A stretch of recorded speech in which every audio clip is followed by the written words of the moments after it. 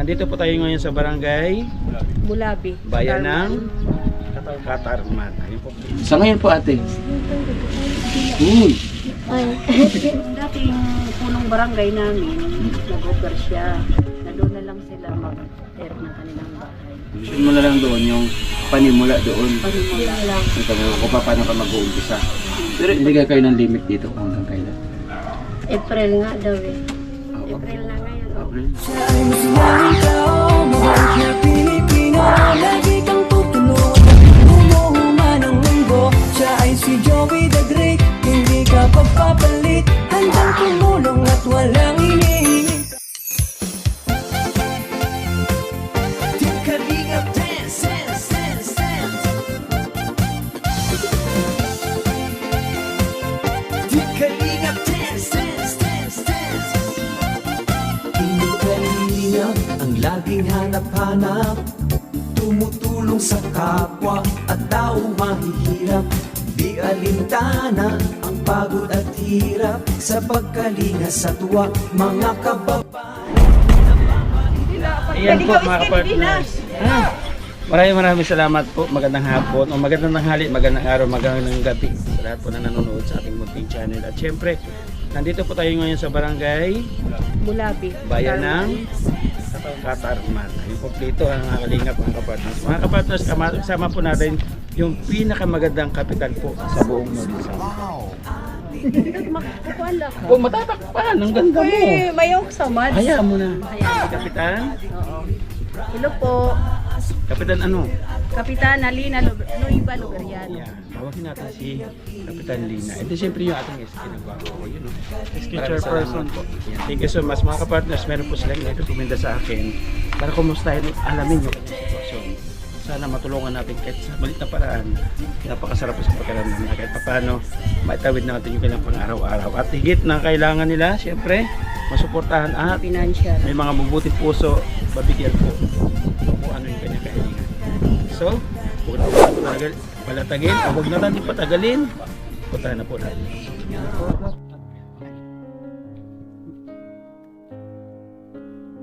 Saan po? Kailangan niya ng kapital sa walo.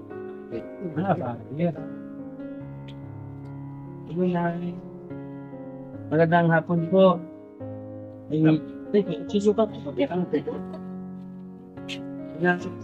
Pinatawag po kayo sa akin ni Kat. Sa barangay daw tayo mag-usap. Sa barangay? Opo, kasi meron yata kayo hindi na pagkakunawan. Oo, oras yan. Ako si Kuya Joey. So, kasamahan po nila Kuya Val, Kalingap Rab, Nantit Kalingap. And then nagbuo ako ng grupo dito sa Samar, total taga-Samar po ako. Ang grupo po namin ay The Great Team Warinon. Charity vlogger po, no? Huwag kang matakot, di kami maniningin, ha? Kukamustahin ko lang yung sitwasyon mo dito kasi isa ka sa na-recommend ni Kapitan. Ano? Kaya ba mga panty kasi yan? Ito ng baka. Sige, ako ganyan. Pasok naman ka sa loob. Oo, pasok daw, pasok. Tinatago niya talaga yung mga upay niya mga kalong. No. Paimod good sa kuwan. Hintayin natin. Yan tayo. Oo, ate. Anong yun? Paluto. Paluto. Sa buting kahoy at ito. May ilaw dito? Yaon. Saan? Sige. Sige. Sige. Hindi man ilaw yan. Oo, kayo masiring. Ordinary. Kasi? Oh, dyan na Bria, ilo nga di. Okay. Tayo, okay kita. Sa ilaw. Baka malingkura. Yan, lingkuran. Hindi. Sige. Kita ba? Dila. Pagod yun. Kapitana. Ha? Sige, sige. Diyan lang sila sa labas. Kasi mamaya, pasisayway natin si Taps. Ayan. Kamusta po? Okay. Okay la. Okay. Sorry kay kuan. Ako ta aman question niya lang ito pa. Para diyan ano bigay ko. Wala ko na intindihan. Ano po ang sabihin? Kasi marami tayong viewers. Kalimitan po sa kanila na doon na nag-skill sa ibang bansa. And then kahit pa paano nakakaintindi po sila ng Tagalog. Pero yung waray, Nahihirapan na sila. Ano po yung status po? Sa ngayon, mahirap kasi pinapaalis kasi kami dito sa sekretara namin. Ganun mga upahan naman kami. Ito lang, problema dahil sa yung barangay election. Okay. Naintindihan ko po yun. Kasi marami po dumanas ng mga ganong klaseng status. Huwag natin palalimin, So, ano sa mga katuwid? Ano yung plano nyo na pinapaalis kayo? Gusto namin magkaroon ng bahay kasi kulang sa financial dahil yung mga estudyante at sa dalawa na sa alis. So, graduate on high school. Kulang pa nga yung asawa lang kasi ang nagtatrabaho. 350 lang naman yung sahod niya sa araw-araw. Kulang pa nga sa pagkain. Sa estudyante. Kasi yung graduating ko ngayon, nag-graduating ako. Isang linggo nga, 1,000 ang nangyayamit niya, 500 lang nabibigay namin. Nangungutang pa ako. Ito bayad na Pag may pera, nagbabayad ako kasi nangintindihan naman ako sa ingatangan ko. Pag ganun talaga. Pag pinakapos talaga. Pag wala akong pambayad, pag-usap lang nila, kilala naman. Siguro ko yun yung isa sa dahilan. Bakit yung sinundan kami ka? Hindi namin talaga kaya bili ng mga materials. Pagkain pa lang, kulang na. Ano po? 5. 5 lang naman. Pero maliliit. Yung bunso ko, 8 grade 9. Grade 2, grade 9. Grade 1, 8 years old. Grade 8. Ano yan ba yun? Grade 3. No? Okay. Sa ngayon po ate. Uy! Sa ngayon po, anong pangunahin niyo po pangangailangan? Financial, araw-araw, tapos kailangan talaga namin pang material sa bahay. Para makapagtayo. Para makalipat kayo. May lupa naman kayo pwede lipatan. Sir, yung dating punong barangay namin, nag-offer siya na doon na lang sila mag-air ng kanilang bahay. Para Malayo dito yun? Hindi naman. yan lang Pero sa ako pa ng barangay. Oo, sa barangay din. Malapit sa creek. Pero okay doon. Alam naman May mga tao na doon. Mayroon. Baka yung option mo na lang doon, yung panimula doon. Yun lang. So, kung paano ka mag-uumpisa. Pero itong mga ano dito, pwede mo pa siguro magamit ito doon. Yung iba kasi yung mga age, na yan. Bulok na yung mga sa ilalim. Patingin mo, mga kailan mo kaya simulan? Siguro na lang pagbakasyon kasi Graduating kasi ngayon yung anak niya. pag-meeting, kailangan pa ng pera para Tingin mo, buha ka ng 5. bakasyon na lang. Buha ka ng 5-6 na kahit mga 50,000. Di ba lalo lang yun, diba kayong bayan? Pagkaligap. Pero kasi pagkakalimitan po sa ating mga Pilipino, pagkagipit sa Bombay po talaga kumakapit. Hindi po talaga maiwasan. Wala nang Tapos sir, nakataon pa na yung nanay niya, isang byuda rin. Nanay niya. Nanay niya po. Ibig sabihin niyo isang bahay, ilan po nila? Oo. Kung may asawa rin mga kanina po. Hindi, lang yan. Apo ko yan.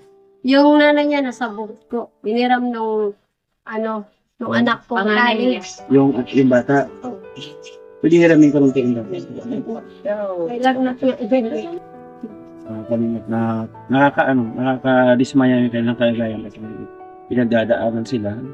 So, kung yun yung importante sa atin, yung meron tayong bahay. No, ngayon, may niligay kayo ng limit dito kung hanggang kailan. April nga daw eh. Oo. April na ngayon. April na. Oo. Oras na lang, binibilang mo.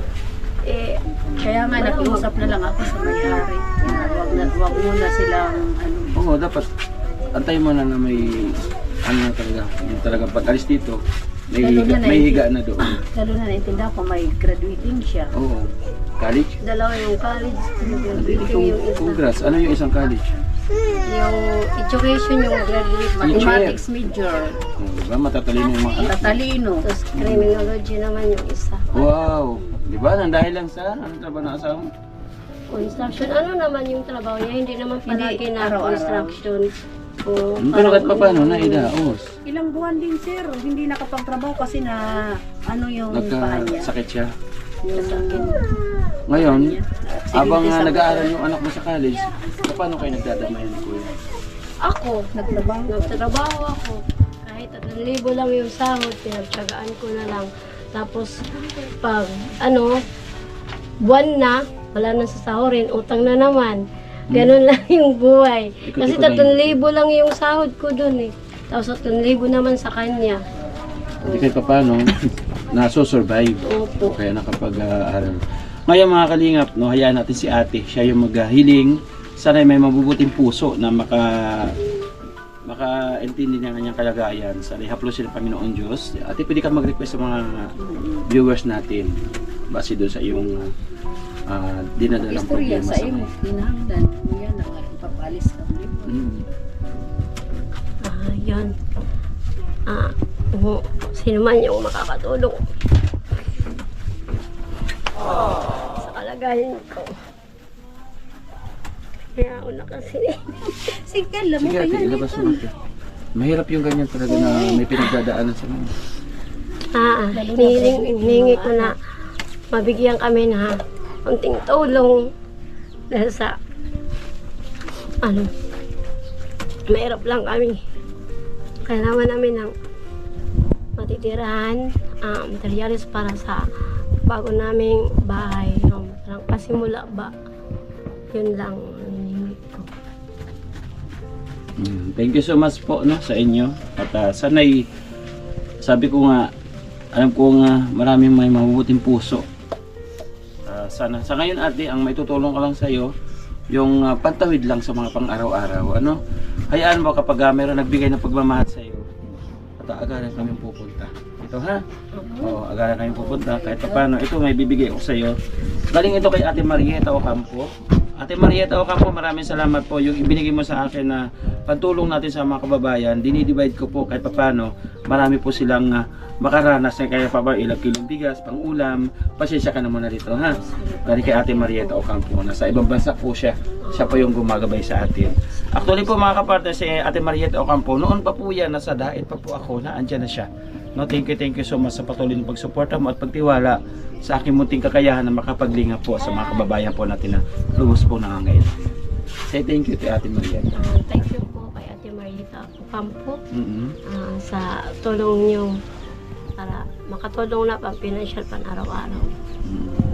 Sana no mga partners, mapabilang natin siya sa ating pabahay program.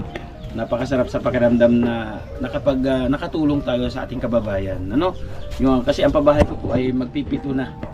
Sana maisama natin sa pangwalong pabahay si Nanay Jocelyn. Thank you so much ate ha. Pasalaban lang. Valenciano. Oo, magdasal lang tayo sa Panginoon Diyos kasi alam ko naman na lahat ng hilingin natin wala pong imposible. Thank you so much po sa inyong may mabuting puso. Bye-bye nanay ha. Mag-ingat po. Kita ko yung sa mga Ayan po mga kapartners, maraming salamat po lalo na doon sa nagbigay ng pagmamahal kay nanay.